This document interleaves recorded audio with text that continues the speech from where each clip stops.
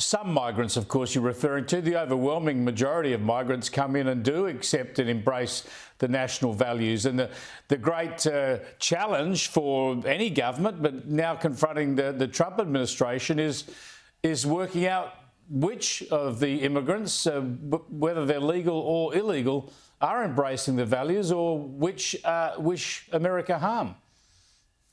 Yeah, well, exactly right. The great challenge for the immigration officers who assess the applications is to make the right judgments, not just to do the easy thing and just accept people on the basis of their paper qualifications, but to make sure that they're convinced and satisfied that those people want to migrate and embrace the values of the country they're migrating to. Otherwise, why are they migrating there if they just want to bring the values, particularly of a troubled land like Afghanistan, to the United States or to Australia or the UK? And so I don't think the vetting system has worked well enough. It clearly hasn't worked well enough.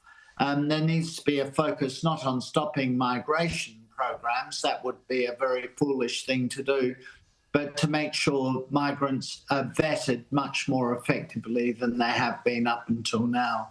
Now, you mentioned the UK, and of course, where immigration issues and the issue of illegal immigration are very high on the list of political priorities. But I want to talk about their fiscal situation there, with the budget being handed down and tax increases all round for Brits. Here's the Chancellor.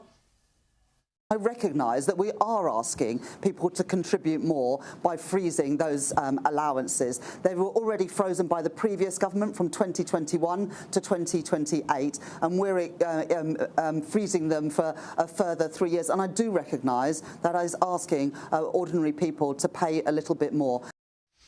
Asking British taxpayers to pay a little more. Now, the reason I want to get your assessment on what's happening there, Alexander, is whether it's a portent of things to come in Australia, where, of course, we have massive deficits, massive debt, inflation still running out of control.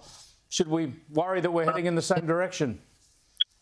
The Australian government has the same, if you like, ideology as the British Labor government. There's no doubt about that.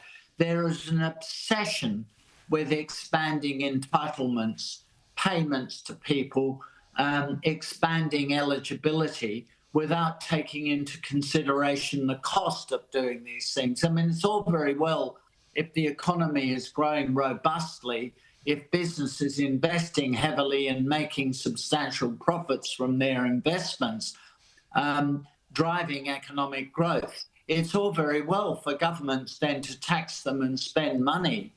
But the exact reverse is happening here in the UK, and as it is in Australia. Growth has almost ground completely to a halt.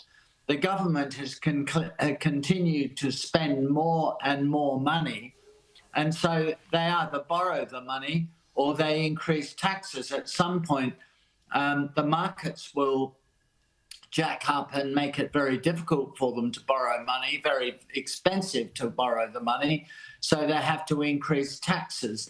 And the trouble with that is this is a doom loop.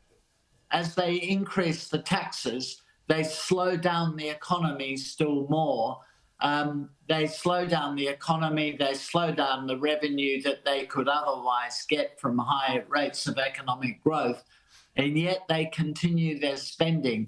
This is a formula that was tried in the 60s and the 70s in the UK. It failed then, and not surprisingly, it's failing now. And those who don't learn the lessons in history, as Winston Churchill said, are doomed to repeat the mistakes of history. And that is exactly what you're seeing in the UK, and it's happening in Australia. Slowly, but the same thing is happening in Australia. Spot on, Alexander. For a smaller government agenda. We will see where it all unfolds. Thanks for joining us again. It's a pleasure, Chris.